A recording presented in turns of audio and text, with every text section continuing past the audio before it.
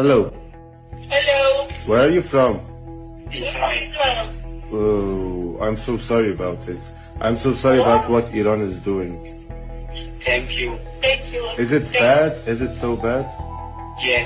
It's bad, but something sweet, something good thing. Because our is the most important that we thought. So I'm we, sorry, but I have a good news for you. Yes. Tonight, we are from Iran. Tonight, we will make it double. We will make it double. We will let the world know that you are nothing, and in this 75 years, you were just children and women.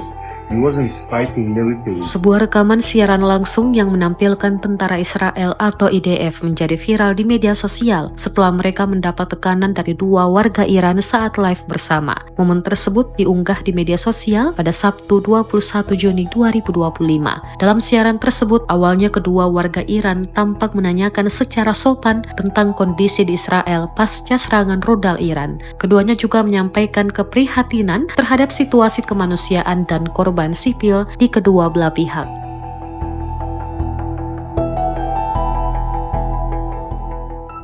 Tentara IDF yang terlibat dalam siaran pun sempat berterima kasih atas empati yang ditunjukkan oleh warga Iran tersebut. Namun, suasana live berubah drastis di akhir percakapan. Kedua warga tersebut secara mengejutkan mengaku sebagai warga Iran dan menyampaikan bahwa serangan berikutnya dari Iran ke Israel akan 2 kali lebih parah dari sebelumnya. Pernyataan itu disampaikan dengan tenang namun penuh tekanan hingga membuat pihak Israel segera menghentikan siaran secara mendadak. Rekaman live tersebut kini ramai diperbincangkan di berbagai platform media sosial.